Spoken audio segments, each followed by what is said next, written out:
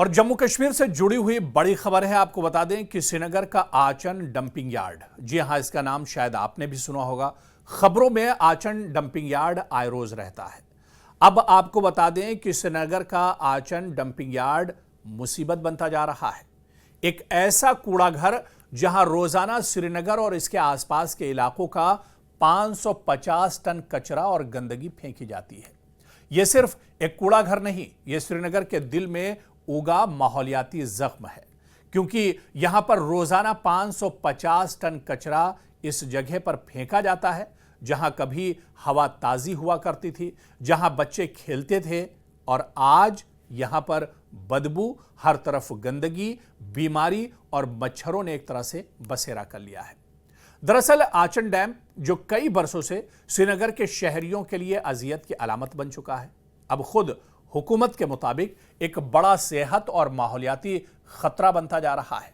और शायद पहली बार हुकूमत ने अवामी तौर पर तस्लीम किया है कि यह मसला अब एक बुहरान बन चुका है। अब यह एक मसला ही नहीं बल्कि यह एक बड़ी मुसीबत बनता जा रहा है। दरअसल जम्मू कश्मीर में हालिया दिनों जो असेंबली का सेशन चल रहा था, इस असेंबली सेशन में नेशनल कॉन्फ्रेंस के एमएलए मुबारक गुल के सवाल पर हुकूमत ने वाज़ेह तौर पर कहा कि आचन लैंड मुसलसल माहौल और सेहत के लिए खतरा बन चुकी है। रोजाना 550 टन फुजला यानी गंदगी इस जगह पर फेंकी जाती है और अब तक 11 लाख टन पुराना जो लेगेसी वेस्ट है वो वहां पर जमा हो चुका है। और यह कचरा सिर्फ बदबू नहीं फैला रहा बल्कि आचार झील, जो बहुत इंपॉर्टेंट है, स्किम्स सौरा अस्पताल जो कश्मीर का सबसे बड़ा और अहम अस्पताल है, और इसके अलावा नज़दीकी आबादियों की सेहत पर भी बराह रास्त इसके मुज़िर असरात पड़ रहे हैं। हुकूमत ने माना है कि नेशनल ग्रीन ट्राइब्यूनल यानी एनजीटी ने श्रीनगर म्यूनिसिपल कॉरपोरेशन पर 12 करोड़ रुपयों का जुर्माना आयद किया है। यह जुर्माना वेस्ट मैनेजमेंट कवानीन की खिलाफ वर्जी पर लगाया गया है और इसके बाद Jammu Kashmir pollution control committee यानी JKPCC ने SMC के कई अफसरान के खिलाफ कानूनी कार्रवाई भी शुरू कर दी है।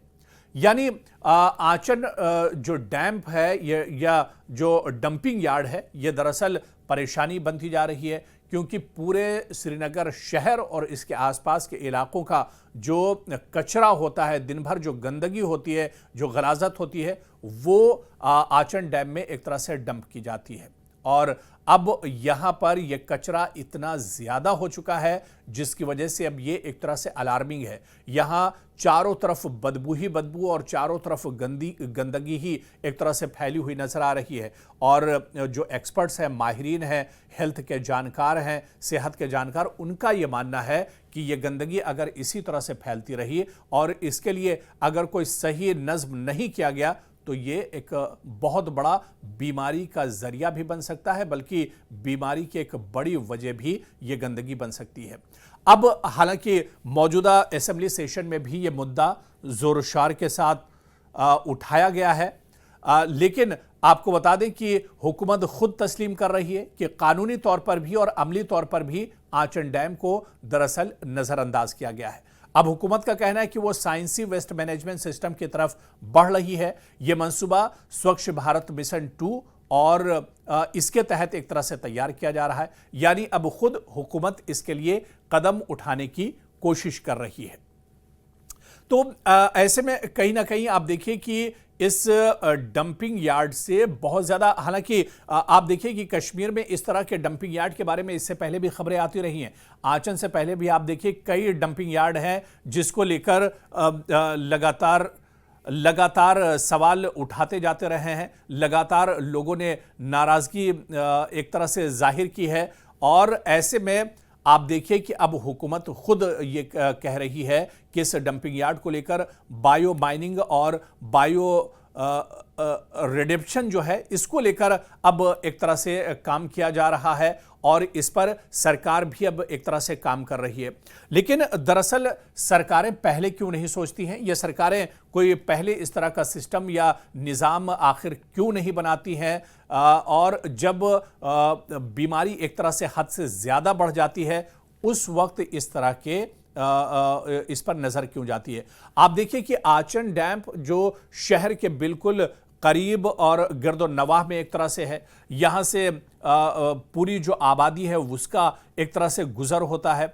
और ऐसे में आप देखिए कि कहीं ना कहीं जो रिहायशी हैं उन्हें काफ़ी ज़्यादा परेशानियों का सामना करना पड़ता है। आप खुद तसव्वुर कीजिए कि एक ऐसी जगह जहां पर रोज़ाना 550 टन कचरा फेंका जाता हो, वहां की जो आबादी है, वहां के आसपास के जो इलाके हैं, किस तरह से उनका दरअसल किस तरह से वो रहते होंगे और उनकी ज़िंदगी दरअसल कितनी परेशान हाल होगी। और ऐसे में अब हालांकि हुकूमत ज़रूर यकीन दहानी करा रही है कि वो खुद अब इस पर एक तरह से काम करेगी, साइंसी तरीके से अब जो ये कचरा है इसे हटाने को लेकर दरअसल काम किया जाएगा। लेकिन ये सब सुनने में बहुत अच्छा लगता है, मगर ज़मीनी हकीकत यह है कि आचन की बदबू और बीमारी आज भी कम नहीं हुई है।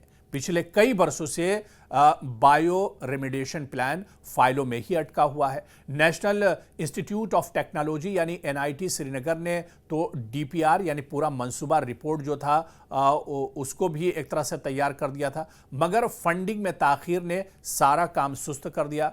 मकामी लोग अब भी रोज़ाना साइंस की जो सांस की बीमारी है, जल्दी अमराज हैं और बदबू से परेशान रहते हैं।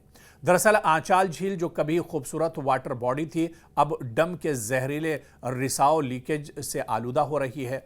आवाम की हालत जो है वो बहुत ज़्यादा ख़राब है और इसी तरह से आंचन, सौरा और आंचार के आसपास रहने वाले हज़ारों लोग रोज़ाना जहरीली हवा, गंदे पानी और मच्छरों के हमले का सामना करते हैं। कई रिहायशियों ने अपने घरों को बेचने या छोड़ने पर भी गौर किया है। और यह सिर्फ माहौलियाती मसला नहीं, ये इंसानी हुकूक और शहरी वक़ार का भी अब एक तरह से सवाल बन गया है। अब इसी वजह से ये कहा जा रहा है कि आखिर इसका हल क्या है। दरअसल माहिरीन का कहना है कि अगर हुकूमत वाकई संजीदा है तो इसे डिसेंट्रलाइज्ड वेस्ट मैनेजमेंट सिस्टम पर तेज़ी से अमल करना होगा।